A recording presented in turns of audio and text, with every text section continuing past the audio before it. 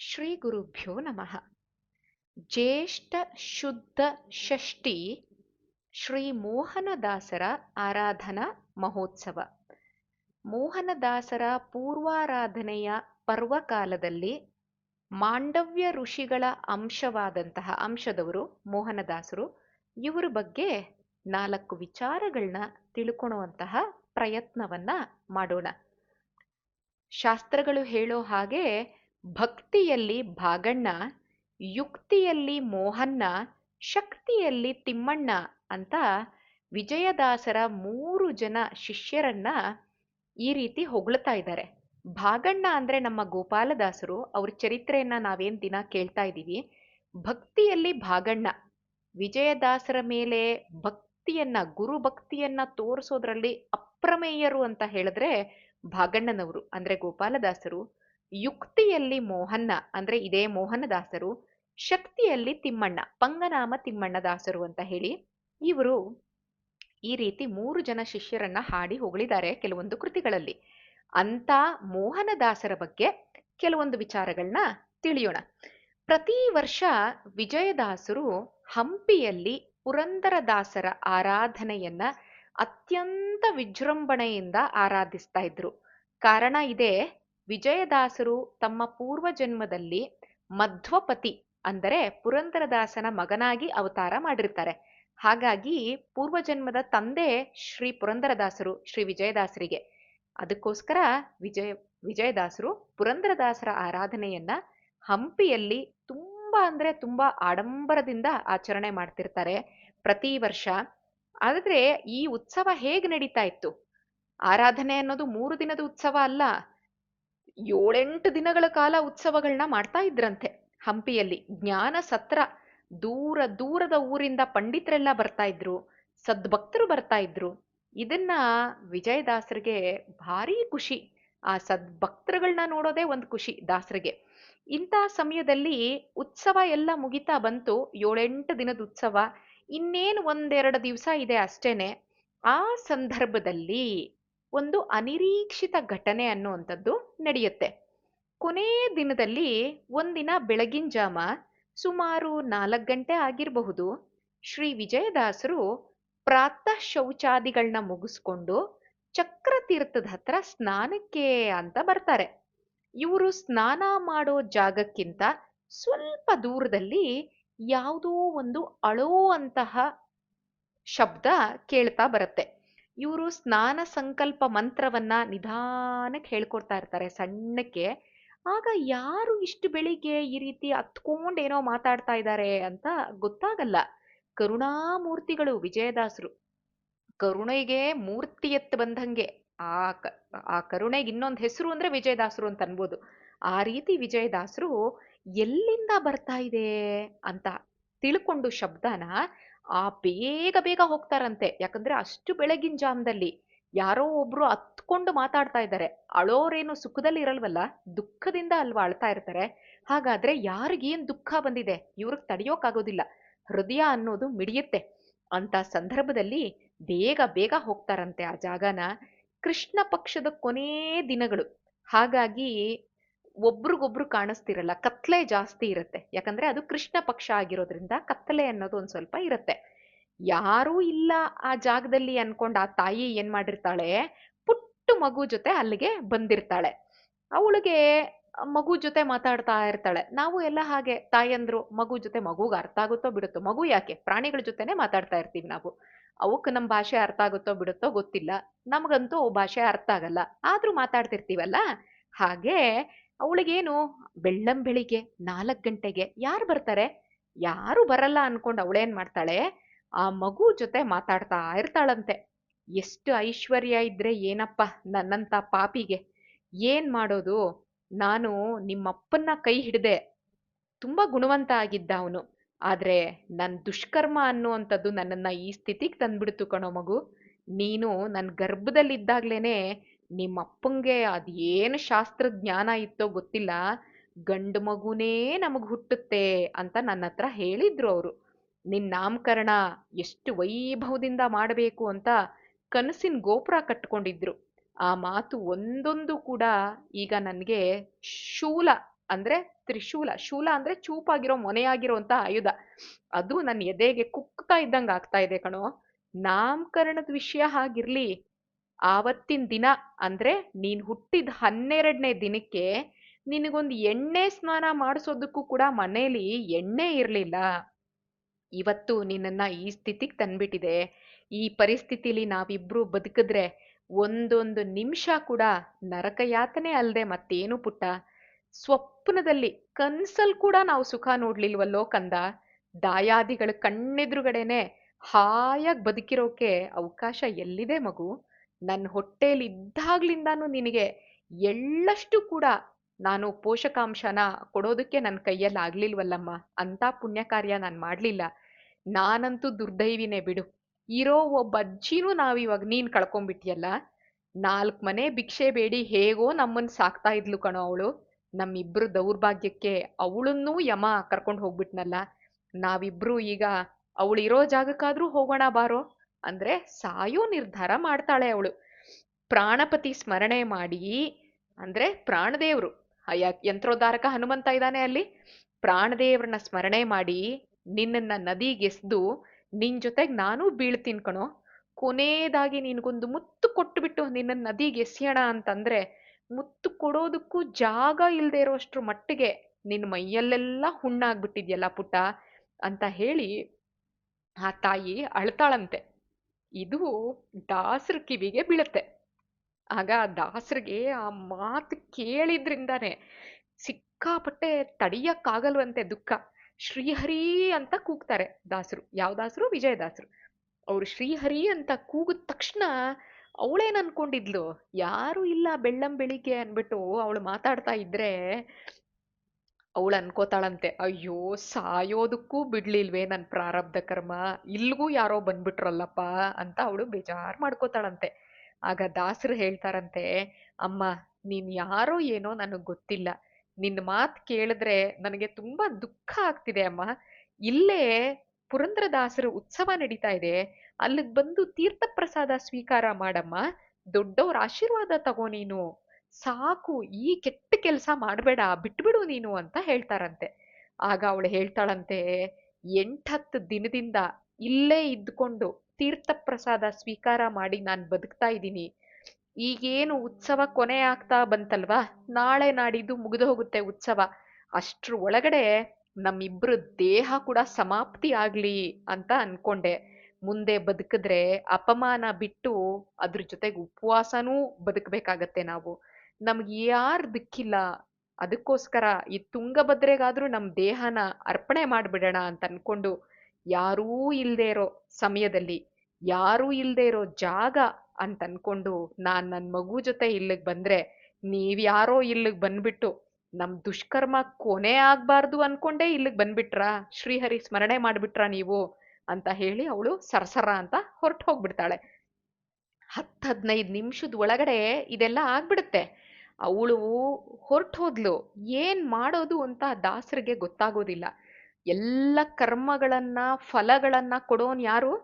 ಭಗವಂತ, ಕರ್ಮನಿಯಾಮಕ ಶ್ರೀಹರಿ ಅಂತ ಹೇಳ್ತಾ ಸ್ನಾನ ಮಾಡಿ ಅವರು ಎಲ್ಲಿ ಉಳ್ಕೊಂಡಿದ್ರೋ ಅಲ್ಲಿಗೆ ಹೋಗ್ತಾರೆ.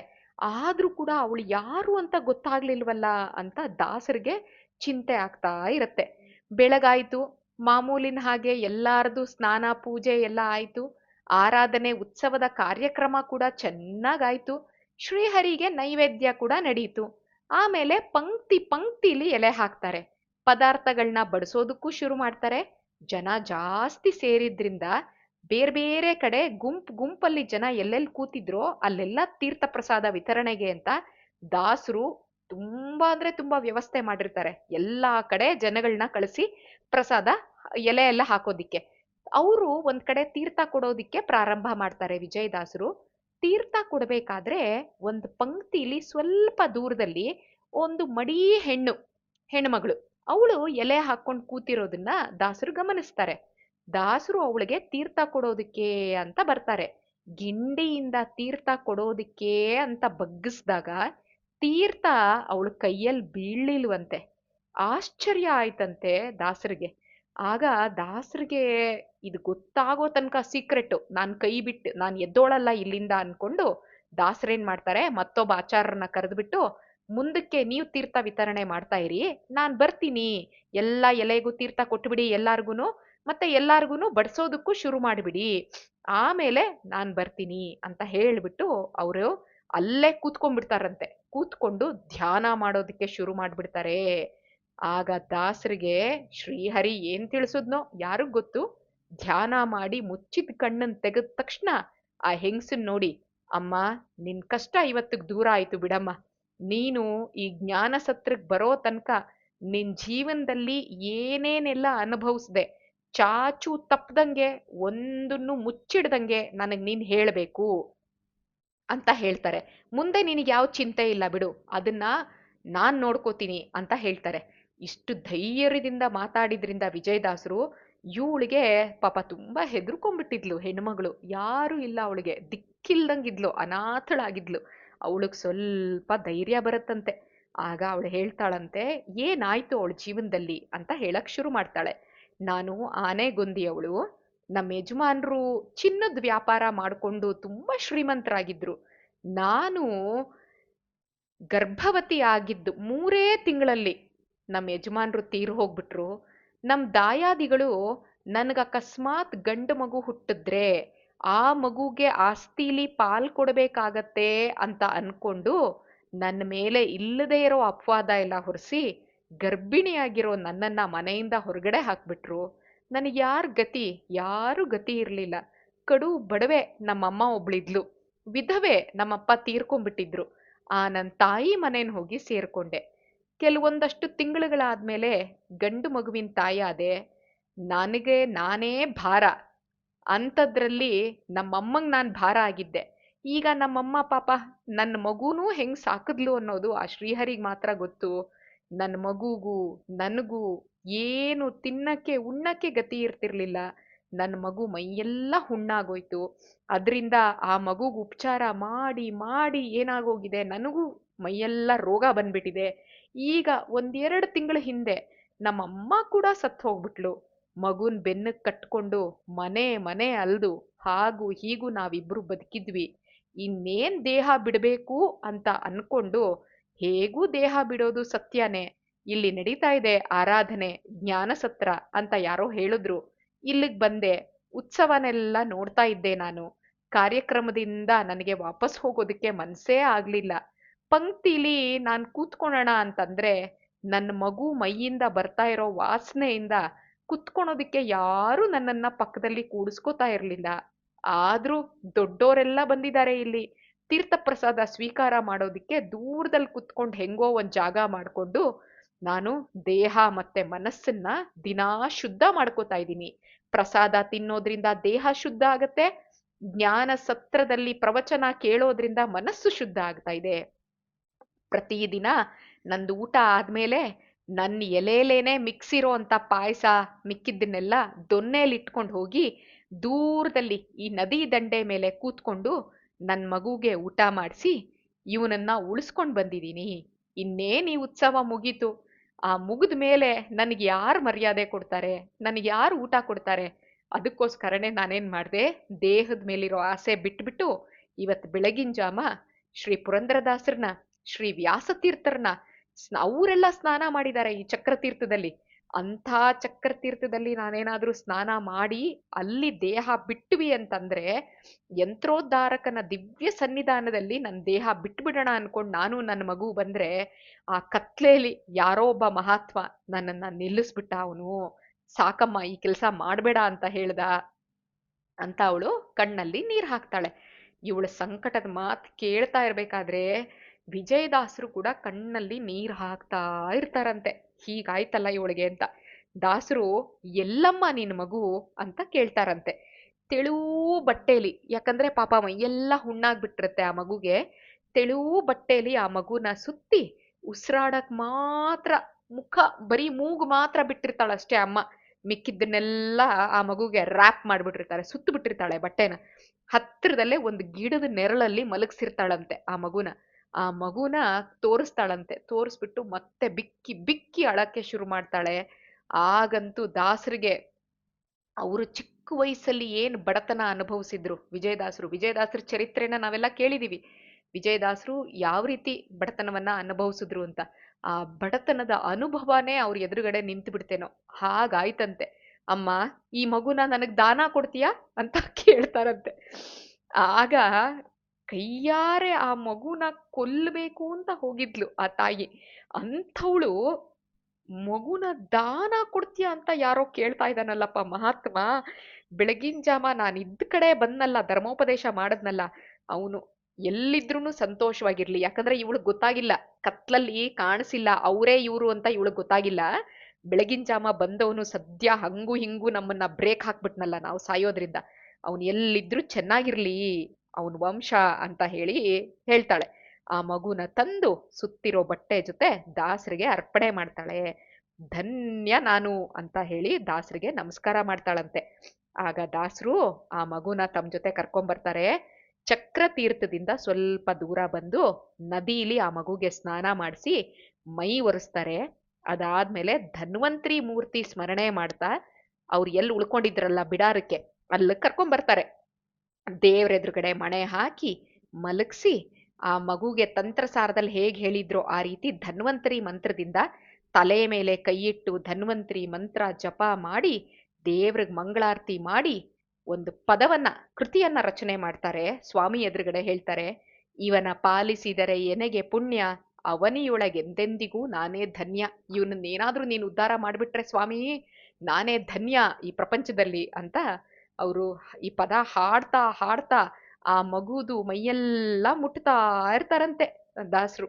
ಆ ಮಗು ತಾಯಿ ದಾಸರನ್ನ ನೋಡ್ತಾ ಇದ್ದಂಗೆನೆ ಯಾರೋ ತುಂಬಾ ಎಲ್ಲಿ ಹೋಯ್ತೋ ಆ ಹುಣ್ಣು ಗೊತ್ತಾಗ್ಲಿಲ್ವಂತೆ. ಹುಣ್ಣೆಲ್ಲ ಮಾಯ. ಆ ಬರೀ ಆ ಕೃತಿಯನ್ನ ರಚನೆ ಮಾಡಿ ಹೇಳ್ತಾ ಇದ್ರು ಅಷ್ಟೇ ದಾಸರು. ಎಷ್ಟು ಪೊಟೆಂಟ್ ಆಗಿದೆ ಹಾಗಾದ್ರೆ ಅವ್ರ ಪದಗಳಿಗೆ ಶಕ್ತಿ ಅನ್ನುವಂಥದ್ದು. ಆ ಮಗು ಹುಣ್ಣೆಲ್ಲ ಮಾಯ ಆಗೋಯ್ತಂತೆ. ಆ ಮಗು ಮುಖದಲ್ಲಿ ನಗು ಬಂದ್ಬಿಡ್ತಂತೆ. ಪಾಪ ಇಷ್ಟೊತ್ತು ಅಳ್ತಾ ಇತ್ತದು, ಮೈಯೆಲ್ಲ ಎಷ್ಟು ಹುಣ್ಣು ಮಾಡ್ಕೊಂಡು ನೋವು ಮಾಡ್ಕೊಂಡು. ಅಮ್ಮಂಗಂತೂ ಏನಪ್ಪ ಇದು, ಈ ಜೀವದ ಮೇಲೆ ಹಿಂಗೆ ಕರುಣೆ ತೋರಿಸ್ಬಿಟ್ರಲ್ಲ ದಾಸರು ಅಂತ ಆನಂದದಿಂದ ತುಂಬಾ ಖುಷಿ ಆಗೋಯ್ತಂತೆ ಅವಳಿಗೆ. ಆ ಮಗುನ್ ನೋಡ್ತಾ ಇದ್ದಂಗೆ ಇಂಥ ದೊಡ್ಡವ್ರ ಕೈ ಸೇರಿ ಇಷ್ಟು ಬೇಗ ಕಷ್ಟ ನಿವಾರಣೆ ಆಗಿ ನನ್ನ ಮಗು ನಗ್ತಾ ಇದ್ದಾನಲ್ಲಪ್ಪ, ಎಷ್ಟು ಸುರಸುಂದರಂಗ ಆಗ್ಬಿಟ್ಟಿದ್ದಾನೆ ನನ್ನ ಮಗು, ಅದೃಷ್ಟ ತಾನಾಗ್ ತಾನೇ ಕೈಯಲ್ಲಿ ಹಿಡಿದು ಕರಿತಾ ಇದೆಯಲ್ಲ ಅಂತ ಆ ಮಗು ಆ ತಾಯಿ ಅನ್ಕೋತಾಳೆ. ದಾಸರು ಎಂಥ ಕರುಣಾ ನಿಧಿ ಅವರು ಅಂತ, ಅವ್ರ ತಪಸ್ಸಿನ ಸಿದ್ಧಿ ಹೆಂಗೆ ಇದೆಲ್ಲ ನೋಡ್ತಾಳೆ. ಅಲ್ಲಿ ತನಕ ಈ ತರ ವಿಚಿತ್ರ ನೋಡೇ ಇರ್ಲಿಲ್ವಂತೆ ಅವಳು. ಹಾಗಾದ್ರೆ ಏನ್ ಭಕ್ತಿ ಬಂತು, ಕೈ ಜೋಡ್ಸಿ ನಿಂತ್ಕೊಂಡಿದ್ಲಂತೆ. ಆಗ ದಾಸರು ಅವ್ರ ಹೆಂಡತಿ ಅರಳಮ್ಮನ್ನ ಕರೀತಾರಂತೆ. ಅವಳು ಯಾವ್ದೋ ಬೇರೆ ಕೆಲಸ ಮಾಡ್ಕೊಂಡಿರ್ತಾಳೆ ಪಾಪ. ದಾಸರು ಕರೆದ ತಕ್ಷಣ ಓಡ್ ಬರ್ತಾಳಂತೆ ಅಲ್ಲಿ. ಆ ಸುಂದರವಾಗಿರೋ ಮಗುನ ನೋಡ್ತಾಳೆ ಅರಳಮ್ಮ. ಅಲ್ಲಿ ಮಂಗಳಾರತಿ ತಗೊಂತಾರೆ. ಯಾವ್ದೀ ಮಗು, ಯಾರು ಈ ತಾಯಿ ಅಂತ ಕೇಳ್ತಾಳಂತೆ.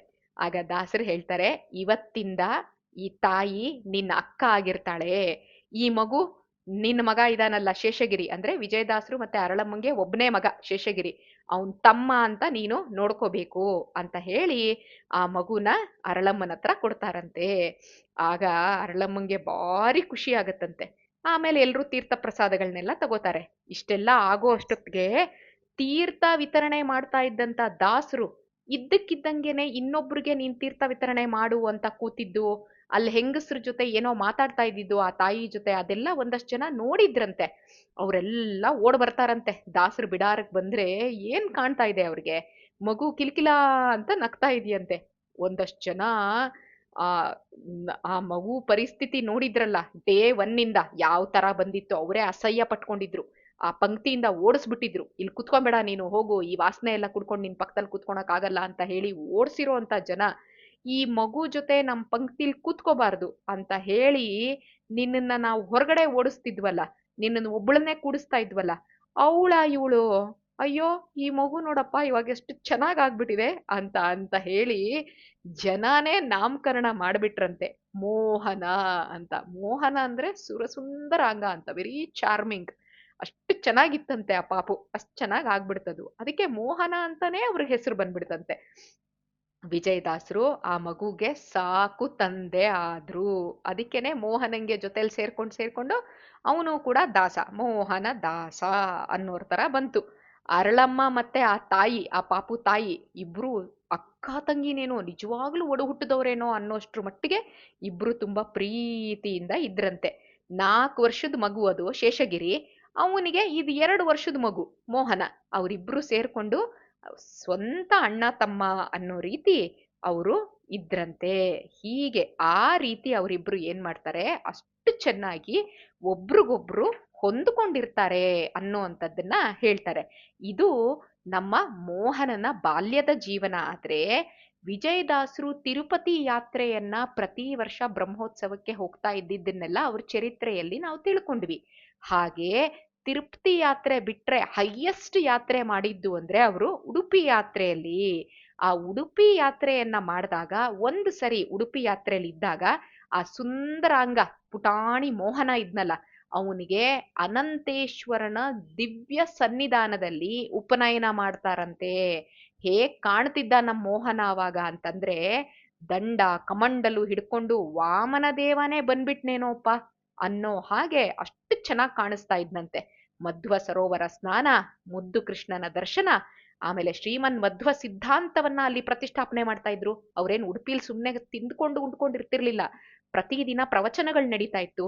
ಅದನ್ನೆಲ್ಲ ಕೇಳಿ ಅಲ್ಲಿರೋ ಆಚಾರ್ಯರೆಲ್ಲ ಪ್ರವಚನ ಹೇಳ್ತಾ ಇದ್ರು. ಇದೆಲ್ಲ ಆ ಕೃಷ್ಣನ್ ಸನ್ನಿಧಾನದಲ್ಲಿ ಮೋಹನಂಗೆ ಬ್ರಹ್ಮೋಪದೇಶ ಆಗಿದ್ದಿಂದನೇ ಸಿಕ್ತು ಅಂತಂದ್ರೆ ಮೋಹನಂದು ಭಾಗ್ಯ ಎಂತದ್ದು ಅನ್ನೋದನ್ನ ನಾವು ಅರ್ಥ ಮಾಡ್ಕೋಬೇಕು.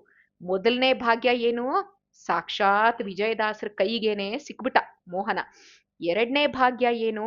ಉಡುಪಿಯಲ್ಲಿ ಅವನಿಗೆ ಉಪನಯನ ಆಗಿದ್ದು ಎರಡನೇ ಭಾಗ್ಯ ಅನ್ನುವಂಥದ್ದನ್ನ ಹೇಳ್ತಾರೆ. ಆಮೇಲೆ ಕಾಲಗಳು ಹೀಗೆ ಮುಂದುವರಿಯುತ್ತೆ. ಮೋಹನಂಗೆ 18 ವರ್ಷ ತುಂಬುತ್ತೆ. ಆಗ ಸಾಕು ಮಹಾ ಮೋಹನನ್ನ ಅವ್ರೇನ್ ಮಾಡ್ತಾರೆ, ಚಿಕ್ಕಲಪರವಿಲೆ ಇಟ್ಕೊಂಡಿರ್ತಾರೆ. ಅದಕ್ಕೆ ಅವನಿಗೆ ಮದ್ವೆ ಮಾಡಬೇಕು ಅಂತ ಆಲೋಚನೆ ಮಾಡ್ತಾರೆ. ಆಗ ಅರಳಮ್ಮನ್ನ ಮತ್ತೆ ಮೋಹನನ ಅಮ್ಮನ್ನೆಲ್ಲ ಕರೆದುಬಿಟ್ಟು ಮಾತಾಡ್ತಾರೆ. ಇವನಿಗೆ ನಾನು ಮದ್ವೆ ಮಾಡ್ಬೇಕು ಅನ್ಕೊಂಡಿದೀನಿ, ಏನ್ ಅನ್ಕೊಂಡಿದೀರಾ ನೀವು ಅಂತ. ಆಗ ಅವ್ರಿಬ್ರು ಹೇಳ್ತಾರಂತೆ, ಇದೇನಿದು ಹೊಸ ಪದ್ಧತಿ, ನಮ್ಮನ್ ಕೇಳ್ಬಿಟ್ಟು ಮಾಡೋದು ಅಂತ ಹೇಳ್ತಾರಂತೆ. ಕನ್ಯಾನ್ವೇಷಣ ಮಾಡೋಣ ಅಂತ ಇವರು ಹುಡುಗಿ ಹುಡ್ಕಣ ಅಂತ ದಾಸರು ಹೋದ್ರೆ, ಒಂದೆರಡು ದಿನದಲ್ಲಿ ಒಬ್ಬ ಗೃಹಸ್ಥರು ದಾಸರತ್ರನೇ ಬರ್ತಾರಂತೆ. ಬಳ್ಳಾರಿಯ ಶಿರ್ಗುಪ್ಪೆ ಅವರು, ಅವರು ಬಲ್ಕುಂದಿ ಗ್ರಾಮದವರಂತೆ. ಅವ್ರ ಮಗಳು ಒಂದ್ 12 ವರ್ಷದ ಹುಡುಗಿ ಸೀತಮ್ಮ ಅಂತ.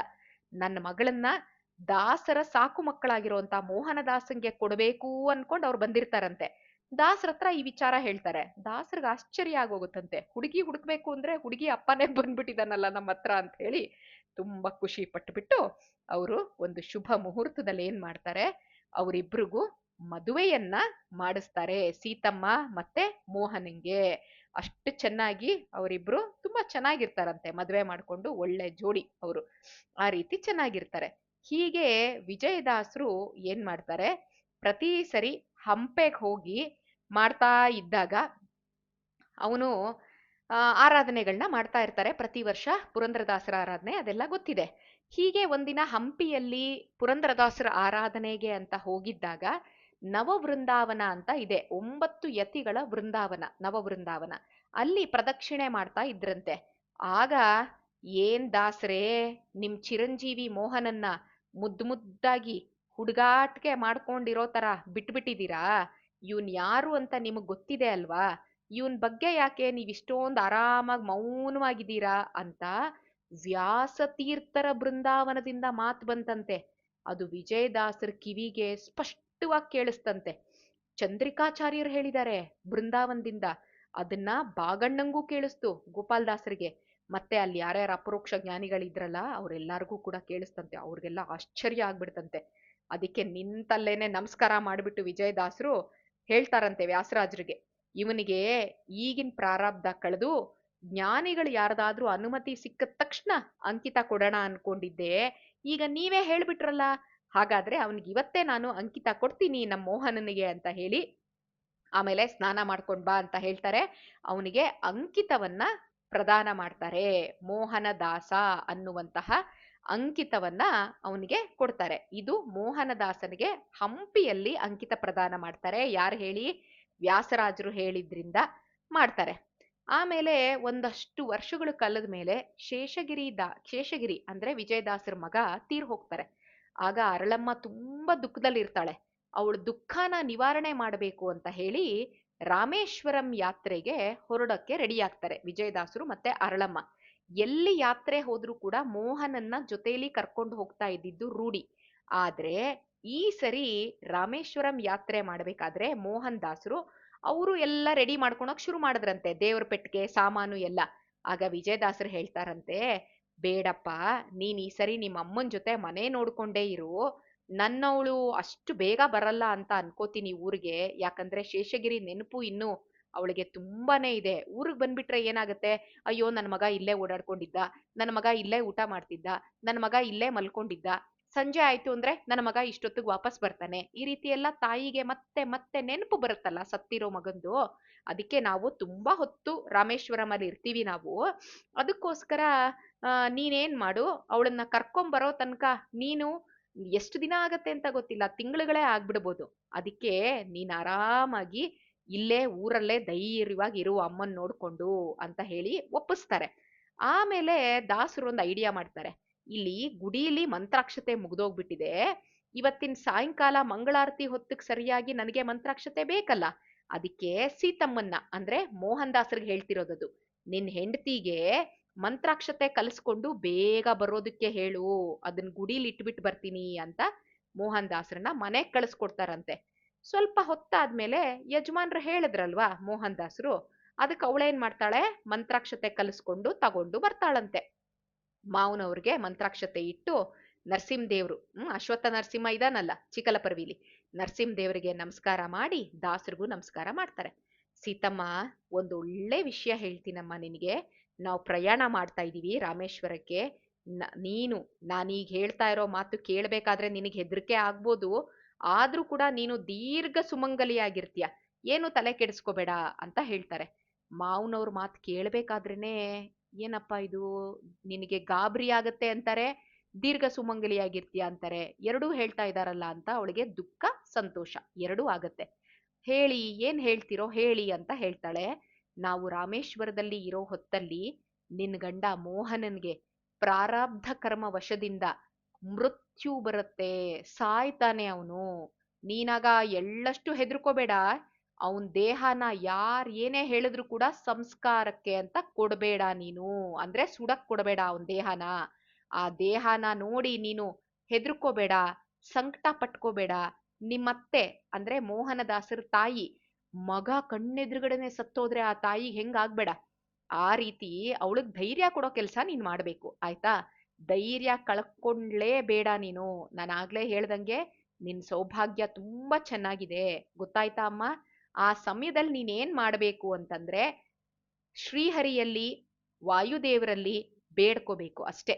ನಿನ್ ಗಂಡನ ಅಪಮೃತ್ಯು ತಾನೇ ತಾನಾಗ್ ಮಾಯ ಆಗ್ಬಿಡತ್ತೆ, ಆಯ್ತಾ ಅಮ್ಮ?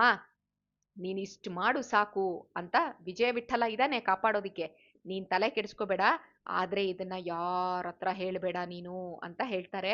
ಮಾರನೇ ದಿನ ಅವ್ರು ಎಲ್ಲಿ ಯಾತ್ರೆಗೆ ಹೊರಡ್ಬೇಕಾದ್ರೂ ವಿಜಯದಾಸರು ಬ್ರಾಹ್ಮಣ ಸುವಾಸಿನಿಯರ ಭೋಜನ ಅದನ್ನೆಲ್ಲ ಮಾಡಿಸ್ತಾ ಇರ್ತಾರೆ.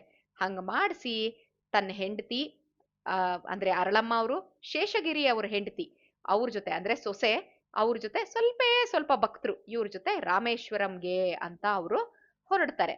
ರಾಮೇಶ್ವರಂಗೆ ಅಂತ ಅವ್ರು ಹೊರಟಾಗ ಏನಾಗತ್ತೆ ರಾಮೇಶ್ವರದಲ್ಲಿ ಅಂತಂದ್ರೆ, ಚೀಕಲಪರ್ವಿಲಿ ಅಲ್ಲಿ ವಿಜಯದಾಸರು ರಾಮೇಶ್ವರಂಗೆ ಹೋಗಿದ್ದಾರೆ.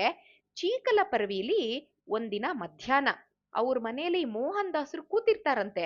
ಇದ್ದಕ್ಕಿದ್ದಂಗೆ ಎದೆಲ್ ಸ್ವಲ್ಪ ನೋವು ಕಾಣಿಸ್ಕೊಳುತ್ತೆ, ಅವ್ರು ಸತ್ತೇ ಹೋಗ್ಬಿಡ್ತಾರಂತೆ. ಒಂದಷ್ಟು ನಿಮಿಷದಲ್ಲಿ ಊರ್ಗೆ ಗೊತ್ತಾಗ್ಬಿಡತ್ತೆ ಇದೆಲ್ಲ ಸುದ್ದಿ. ಯಾಕಂದ್ರೆ ಪುಟ್ಟ ಹಳ್ಳಿ ಅದು, 4-5 ಮನೆಗಳಿದ್ರೆ ಹೆಚ್ಚು, ಎಲ್ಲಾರ್ಗೂ ಗೊತ್ತಾಗ್ಬಿಡತ್ತಂತೆ. ಎಲ್ರೂ ದಾಸರ ಮನೆ ಮುಂದೆ ಬಂದ್ಬಿಡ್ತಾರೆ. ಗಂಡ ಈ ಕಡೆ ಸತ್ ಹೋಗಿದಾನೆ, ಹೆಂಡತಿಗ್ ದುಃಖ ಆಗ್ತಾ ಇದೆ, ಅಳಕ್ ಶುರು ಮಾಡ್ತಾಳೆ. ಇದ್ದಕ್ಕಿದ್ದಂಗೆನೆ ಅವಳಿಗೆ ವಿಜಯದಾಸರು ಹೇಳಿದ ಮಾತು ಜ್ಞಾಪಕಕ್ಕೆ ಬರುತ್ತೆ. ಕರ್ಸ್ಕೊಂಡಿರ್ತಾರಲ್ಲ ವಿಜಯದಾಸರು, ಮಾತ್ ಹೇಳ್ತಾರಲ್ಲ, ಅದು ಕಾಣಿಸ್ಕೊಂಡು ಅವ್ರು ಏನ್ ಮಾಡ್ತಾರೆ, ತಕ್ಷಣ ಧೈರ್ಯ ತಗೋತಾಳಂತೆ, ಅತ್ತೆಗೆಲ್ಲ ಸಮಾಧಾನ ಮಾಡ್ತಾಳಂತೆ. ಅಷ್ಟೊತ್ತಿಗೆ ಊರಿನ ಜನ ಏನ್ ಮಾಡ್ತಾರೆ, ಇಂಥ ದೊಡ್ಡೋರ್ ಮನೇಲಿ ತುಂಬಾ ಹೊತ್ತು ನಾವು ಮೃತದೇಹ ಇಡಬಾರ್ದು, ದೇಹ ಕೊಡಮ್ಮ ಸಂಸ್ಕಾರ ಮಾಡೋದಿಕ್ಕೆ ತಗೊಂಡ್ ಹೋಗ್ತೀವಿ ಅಂತ ಹೇಳ್ತಾರಂತೆ. ಆಗ ಅವಳು ಎಲ್ರ ಬಾಯು ಮುಚ್ಚಿಸ್ತಾಳಂತೆ. ಯಾರು ಈ ದೇಹ ಮುಟ್ಟಬಾರದು, ನಮ್ಮ ಮಾವನವ್ರ ಆಣೆ ಅಂತ ಹೇಳ್ಬಿಡ್ತಾಳಂತೆ. ಮಾವನವ್ರ ಮಾತನ್ನ ನೆನೆಸ್ಕೊಳೋದು, ಯಾಕಂದ್ರೆ ಮಾವನವ್ರು ಹೇಳಿರ್ತಾರೆ ಹೆದರ್ಕೋಬೇಡ ಅಂತ. ಮಾವನವ್ರ ಮಾತು ನೆನೆಸ್ಕೊಳೋದು, ಶ್ರೀಹರಿನ ಅವರು ಪ್ರಾರ್ಥನೆ ಮಾಡೋದು, ಬಿಕ್ಕಿ ಬಿಕ್ಕಿ ಅಳೋದು, ಇಷ್ಟೇ ಆಗಿರುತ್ತೆ. ಒಂದು 3 ಗಂಟೆ ತನಕ ಹಿಂಗೆ ಆಗತ್ತಂತೆ. ಯಾರು ಬಂದು ಕೇಳಿದ್ರು ಬಾಡಿ ಕೊಡಲ್ಲ ಅವಳು.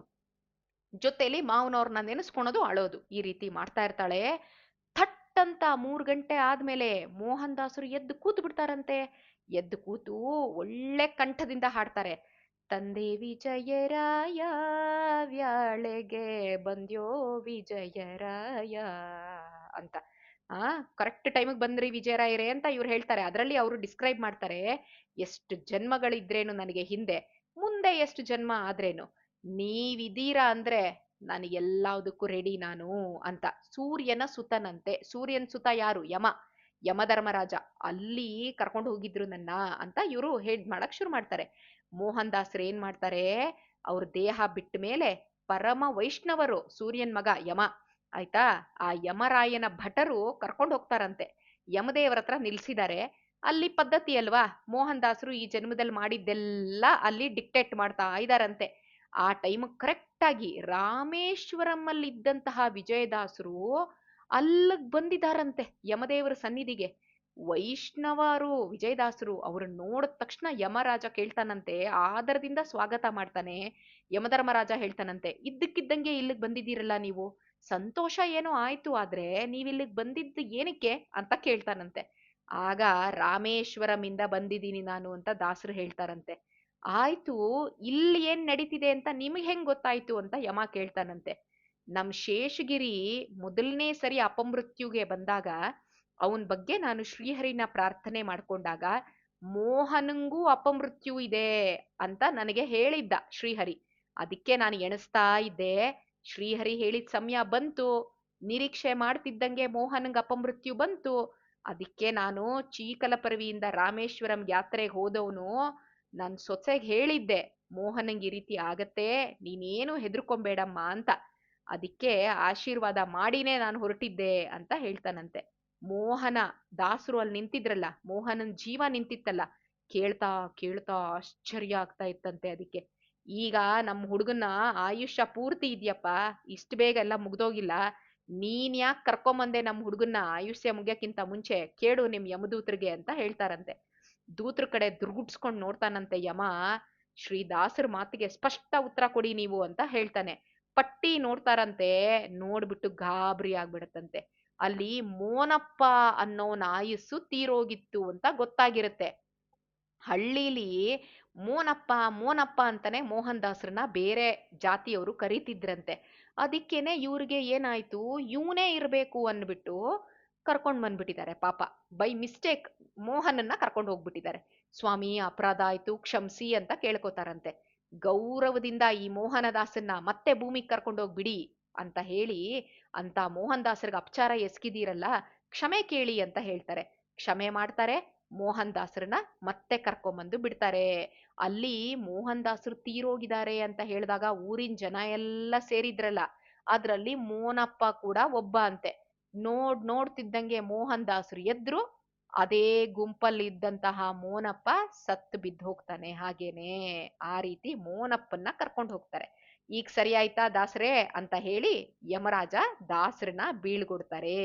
ಯಮರಾಜರು ಯಮದೂತರು ಕೈ ಕಟ್ಟಿ ಯಮನ್ ಸನ್ನಿಧಾನಕ್ಕೆ ಕರ್ಕೊಂಡು ಹೋದಾಗ ಆ ಯಮನ್ ಸನ್ನಿಧಾನದಲ್ಲೇ ವಿಜಯದಾಸರು ಬಂದು ನನ್ನನ್ನ ಈ ರೀತಿ ಬದುಕಿಸಿದ್ರು, ನನ್ನ ಅಪಮೃತ್ಯುವನ್ನ ನಿವಾರಣೆ ಮಾಡಿದ್ರು, ಅಂಥವ್ರಿಗೆ ನಾನು ಎಷ್ಟ್ರ ಮಟ್ಟಿಗೆ ನಾನು ಅವ್ರಿಗೆ ಕೃತಜ್ಞತೆ ಹೇಳಿದ್ರು ಕೂಡ ಸಾಕಾಗೋದಿಲ್ಲ ಅನ್ನುವಂಥದ್ದನ್ನ ಅಷ್ಟು ಚೆನ್ನಾಗಿ ಏನೇನ್ ನಡೀತು ಯಮಧರ್ಮರಾಯನ ಸಭೆಯಲ್ಲಿ ಅನ್ನೋ ಇನ್ಸಿಡೆಂಟನ್ನ ತಂದೆ ವಿಜಯರಾಯ ವ್ಯಾಳೆಗೆ ಬಂದ್ಯೋ ವಿಜಯರಾಯ ಅನ್ನೋ ಕೃತಿಯಲ್ಲಿ ತುಂಬಾ ಚೆನ್ನಾಗಿ ಹಿಡಿದಿಟ್ಟು ಅಲ್ಲಿ ಎಲ್ಲಾರ್ಗೂ ಹೇಳ್ತಾರಂತೆ, ಹೀಗೀಗಾಯ್ತು ಹೀಗೀಗಾಯ್ತು ಅಂತ.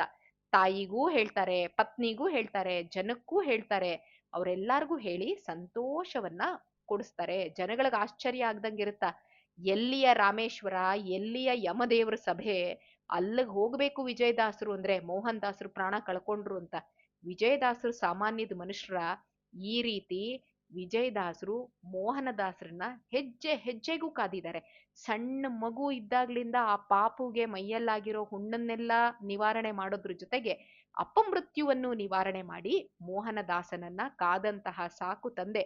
ಮೋಹನದಾಸರು ತಮ್ಮ ಮತ್ತೊಂದು ಕೃತಿಯಲ್ಲಿ ಹೇಳ್ತಾರೆ, ಜನ್ಮ ಅನ್ನೋಂಥದ್ದೇನಾದ್ರೂ ಇದ್ರೆ ನಾನು ವಿಜಯರಾಯರ ಮನೆಯ ಕುನ್ನಿಯಾಗಾದ್ರೂ ಹುಟ್ಸು ನನ್ನನ್ನ, ಅಂದ್ರೆ ನಾಯಾಗಾದ್ರೂ ಹುಟ್ಸು, ಒಟ್ನಲ್ಲಿ ವಿಜಯರಾಯರ ನಂದು ಕಂಪನಿ ಅನ್ನುವಂಥದ್ದು ನನ್ನಿಂದ ದೂರ ಆಗ್ಬಾರ್ದು, ಅವ್ರ ಆಶ್ರಯದಲ್ಲಿ ನಾನು ಯಾವಾಗ್ಲೂ ಇರ್ಬೇಕು ಅಂತ ಮೋಹನದಾಸರು ಕೇಳ್ಕೊತಾರೆ. ಮೋಹನದಾಸರಂತ ದಾಸರು ಮಾಂಡವ್ಯ ಋಷಿಗಳ ಅಂಶರು, ಅವರೇ ವಿಜಯದಾಸರ ಮನೆಯಲ್ಲಿ ನನಗಿನ್ನೇನಾಗಿ ಹುಟ್ಟಿಸ್ದೇ ಇದ್ರು ನಾಯಾಗಾದ್ರೂ ಹುಟ್ಸು ಪರವಾಗಿಲ್ಲ, ಅವ್ರ ಬಾಗ್ಲಲ್ಲಿ ಇದ್ದು ನಾನು ಅವ್ರ ಸೇವೆ ಮಾಡ್ತೀನಿ ಮನೆ ಕಾಯ್ದುಬಿಟ್ಟು ಅಂತಾರೆ. ಅಂದ್ರೆ ಇನ್ನು ನಾವೆಲ್ಲ ವಿಜಯದಾಸರ ಬಗ್ಗೆ ಏನಂತ ತಿಳ್ಕೋಬೇಕು, ಏನಂತ ಹೇಳ್ಬೇಕು? ಒಂದ್ ಇರುವೆಯಾಗೂ ಹುಟ್ಟಿಸ್ತಾನೋ ಭಗವಂತ ಇಲ್ವೋ ನಮ್ಮನ್ನ ಗೊತ್ತಿಲ್ಲ ವಿಜಯದಾಸರ ಮನೆಯಲ್ಲಿ. ಹಾಗೆ ನಮ್ಮ ಯೋಗ್ಯತೆ, ಅದಕ್ಕೆ ಜ್ಞಾನಿಗಳು ಯಾವತ್ತಿದ್ರೂ ನಮ್ಮ ಊಹೆಗೆ ನಿಲುಕದಂತಹ ವ್ಯಕ್ತಿತ್ವ. ನೋಡೋದಕ್ಕೆ ತುಂಬಾ ಸರಳವಾಗಿರ್ಬೋದು, ನೋಡೋದಕ್ಕೆ ಅವ್ರು ಏನೋ ಮಾಮೂಲಿ ಮನುಷ್ಯರ ತರ ನಮಗ್ ಕಾಣಿಸ್ಬೋದು, ಅವ್ರ ಚರ್ಯಗಳಿಂದ ಅವ್ರು ತೋರ್ಸ್ಕೊಳಲ್ಲ. ಯಾಕಂದ್ರೆ ದೇವತೆಗಳು ಮನುಷ್ಯರು ಶರೀರ ತಗೊಂಡಾಗ ಅವರು ಮಾಮೂಲಿ ಮನುಷ್ಯರ ತರನೇ ಇರ್ಬೇಕು, ದೇವತೆಗಳದು ಲೀಲೆಗಳನ್ನ ಅವ್ರು ತೋರ್ಸಂಗಿಲ್ಲ ಆ ಪ್ರಭಾವವನ್ನ. ಅದಕ್ಕೋಸ್ಕರ ಅವ್ರು ಹಾಗಿರ್ತಾರೆ ಅನ್ನೋದು ಬಿಟ್ರೆ ಮತ್ತೇನು ಅಲ್ಲ ಅಂತ ಹೇಳ್ತಾ, ಇಂತಹ ಮೋಹನದಾಸರ ಪೂರ್ವಾರಾಧನೆಯ ಪರ್ವಕಾಲದಲ್ಲಿ ಅವ್ರ ಬಗ್ಗೆ ಒಂದ್ 4 ಮಾತುಗಳನ್ನ ಮೋಹನದಾಸರ ಅಂತರ್ಯಾಮಿ ಆಗಿರುವಂತಹ ಶ್ರೀ ವಿಜಯದಾಸರು, ಅವ್ರ ಅಂತರ್ಯಾಮಿ ಆಗಿರುವಂತಹ ಭಾರತೀ ರಮಣ ಮುಖ್ಯ ಪ್ರಾಣಾಂತರ್ಗತ ಶ್ರೀ ನಮ್ಮ ಶ್ರೀಹರಿ ಅವನಿಷ್ಟು ಕರುಣಿಸಿದಾನೆ ನಮ್ಮಿಂದ ಹೇಳೋದಿಕ್ಕೆ ಕೇಳೋದಿಕ್ಕೆ ಅಂತ ಹೇಳ್ತಾ ಈ 2 ನುಡಿಗಳನ್ನ ಮಧ್ವಾಂತರ್ಗತ ಶ್ರೀ ಕೃಷ್ಣಾರ್ಪಣ ಮಸ್ತು.